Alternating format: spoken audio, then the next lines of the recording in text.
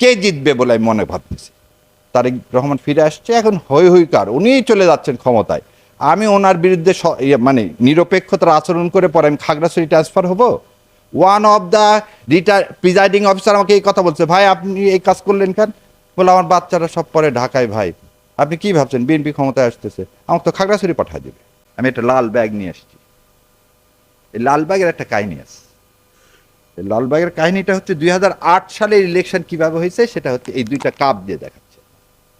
ধরে নেন এই কাপটা আপনাদের সবাইকে দেখানো হলো, আপনারা সবাই খুলি মেরে, যেটা ফাঁকা, ফাঁকা না,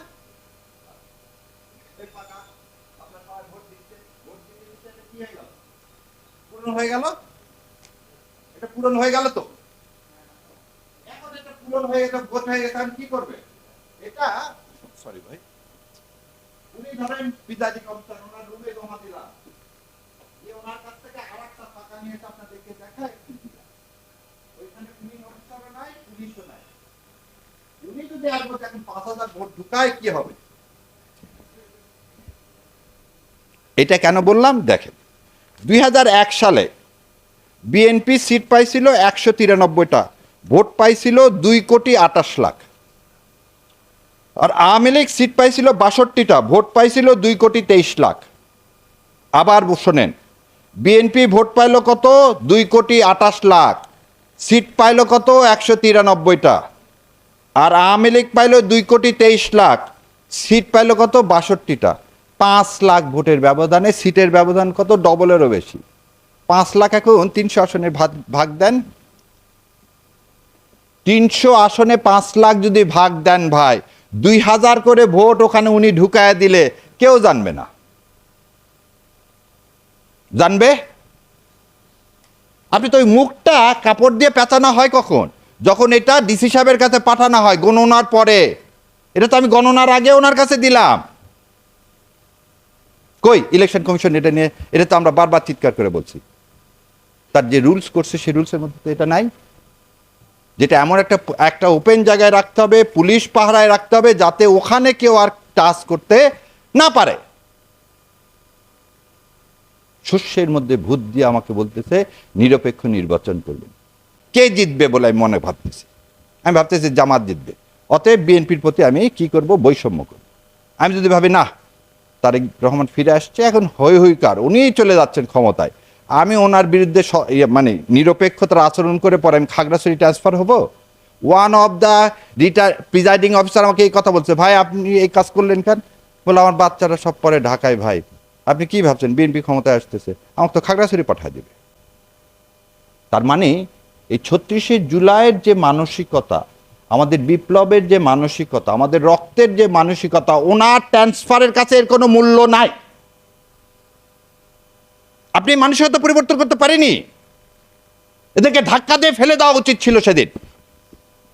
এই ব্যর্থতার জন্য আজকে এই প্রতি মুহূর্তে এখনো মানুষের মধ্যে সংশয়, ইলেকশন হবে কি হবে না।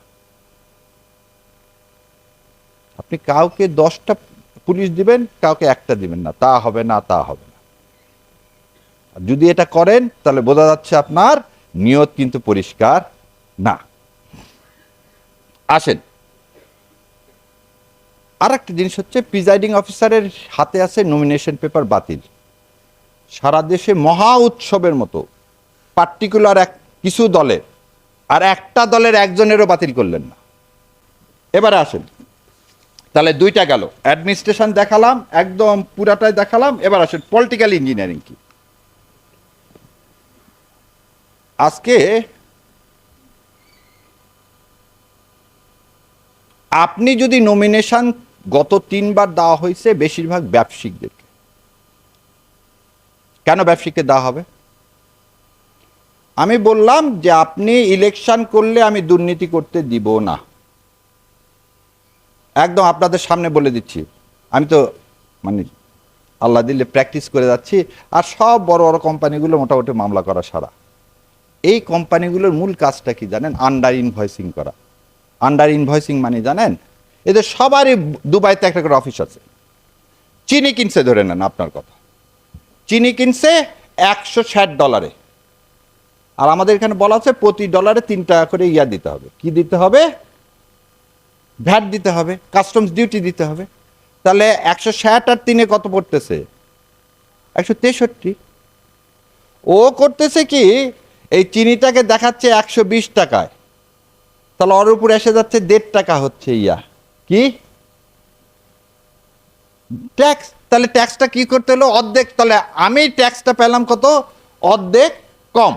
এটা করে ওর লাভ কি? এটা কমায় তা আমাদের লাভ হচ্ছে, চিনির দাম তো কম হবে না। মার্কেটে নিয়ে এসে কিন্তু ওই যে দামে 163 টাকায় বিক্রি করার কথা ছিল সেই দামে বিক্রি করতেছে। এইটা হচ্ছে একটা অসৎ। আর একটা অসৎ কাজ, হচ্ছে যেটা 2 টাকার জিনিস সেটা 5 টাকা দেখায় নিয়ে আসে। যেমন তার একটা প্রমাণ দিই, ইভিএম মেশিন আছে না, ইভিএম মেশিন করতে খরচ হয়েছিল 22,000 কোটি টাকা। আজ পর্যন্ত এগুলো একটা কোম্পানির খুঁজে পাওয়া যায়নি। আর এই সমস্ত কোম্পানির টাকা জয় ভাইয়ের কাছে চলে গেছে, একদম এলসি খুলে চলে গেছে। টাইগার আইটি নামে একটা কোম্পানি, সেই কোম্পানির মাধ্যমে এই 22,000 কোটি টাকা চলে গেল। এবং এই কোম্পানির কর্ণধার হচ্ছে জয়। তাহলে এই যে ব্যবসায়িকের কথা বললাম, খুব দুঃখ নিয়ে বললাম, 71 টিভি সবচেয়ে বেশি ড্যামারেজ করছে গত 15 বছর। এবং 71 টিভির মালিক কে জানেন? মেঘনার মোস্তফা সাহেব পারে না তো তারেক জিয়া সেদিন পায়ে যায়, পা ছুঁয়ে চুমু খাওয়ার মতো অবস্থা। কেন? কারণ তিনি তো ওই অপরাধী। তাই কি ধরলেন আপনি গত 18 মাসে? সে যখন আপনার ইলেকশনে টাকা ঢালবে, যখন আপনার সাথে দেখা করবে, তখন কি খাস নিয়তে আসবে? খাস নিয়তে আসবে না। তাহলে যে লোক টাকা ঢালবে সে টাকা তো আপনাকে বন্ধ করতে হবে, সেই টাকা বন্ধ করতে হবে। এই টাকাটা বন্ধ করা যাবে কি? এই যে আপনাদের আয়োজন। অতএব ওই আগে একটা অ্যাডভার্টাইজমেন্ট দেখাতো, ভোটের আগে স্প্রাইট খাওয়াইছে, ভোট থেকে ফিরে এসে এমনি নর্মাল পানি খাওয়াইছে। তো ভোটের আগে যদি স্প্রাইট খেতে যাও তাহলে কিন্তু তোমাকে রক্ত চুষে খাবে, ওই যে টিচার হিসাবে অ্যাপয়েন্টমেন্ট দিয়ে যে ঘুষ খাবে, কারণ তুমি এইটাই তো ভোটের আগে ঘুষ খাইলা। তাহলে আমাকে কি জনমত তৈরি করতে হবে? যে লোক টাকা ঢালবে তাকে বর্জন করতে হবে, যে ব্যবসায়িক টাকা ঢালবে তাকে বর্জন করতে হবে, যে দেশকে অন করে না, দেশের শত্রু গণশত্রু, এটা তালিকা করে ব্যবসায়িকদেরকে এবং প্রশাসনে যারা আছে সে তালিকা ঝুলায় দিতে হবে। তবেই না ইনশাল্লাহ এদেশে ওনারা কোনো খারাপ কাজ করার সুযোগ পাবে না। আসেন রিগিং শোনেন, ভোট কেন্দ্রে জাল ভোট ফেলানা, ভোটের বাক্স চুরি করা, এটা আমাদেরকে যেভাবে বড় করে দেখায়, আসলে ভোটে তা হয় না। ভোট বাক্স ছিনতাই করে একটা মানুষকে জিতান যায় না। কারণ ধরে নেন ভোট বাক্স উনি এক পার্টি এক জায়গায় করবে, আমি আরেক জায়গায় করব, তাহলে তো ব্যালেন্স হয়ে গেল। রাষ্ট্রীয়ভাবে পরিকল্পিত করে যেটাকে করা হয় সেটাকে বলা ইলেকশন ইঞ্জিনিয়ারিং। পার্সোনাল লোককে না, পার্সোনাল লোককে না। আর একটা কাজ কি করে এই পলিটিক্যাল ইঞ্জিনিয়ারিংয়ে, যে সেটা হচ্ছে পুলিশ। পুলিশ কি কি কাজ করে? পুলিশ প্রথম কাজটাই করে যে তার কাছে লিস্ট থাকে প্রতিটা গ্রামের কে কোন পার্টি করে।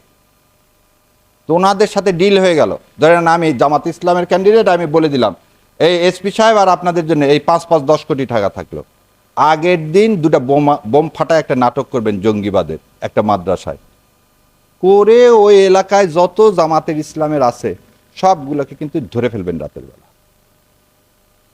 না হলে আরেকটা কাজ করলাম কি, ঠিক আছে একটা কাজ করেন, আপনারা যে কোনো একটা হিন্দু পাড়ায় আক্রমণ করেন, এইটা সমস্ত মাদ্রাসাদেরকে কি করেন, ছেলেপেলেকে আটকায় ফেলেন।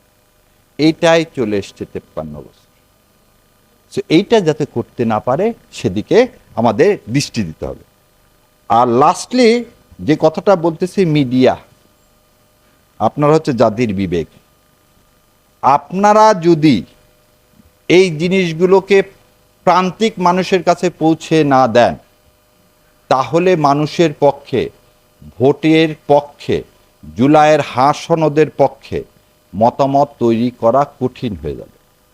সেই জন্যে আমি অনেকখানি সময় নিয়ে ফেললাম যে রাষ্ট্র কিভাবে রাষ্ট্রযন্ত্র ইউজ করে ভোটের ইলেকশন করে, ইঞ্জিনিয়ারিং করে, সেটা আপনাদের মাধ্যমে তুলে ধরলাম। এখন এখান থেকে বাঁচার উপায় কি? বাঁচার উপায় একটাই, এই যেটা যেটা করতে পারে সেটা সেটা উন্মোচিত করে দিলেন। তাহলে পরের দিন এই নাটক করলে আর আমরা কেউ বিশ্বাস করব না। এবং ইনশাল্লাহ আগামী যে 26-12 ফেব্রুয়ারি এই ইলেকশনকে পাহারা দিতে হবে আমাদের, কারণ এটা হচ্ছে হাদির শপথ, এই রক্তের শপথ।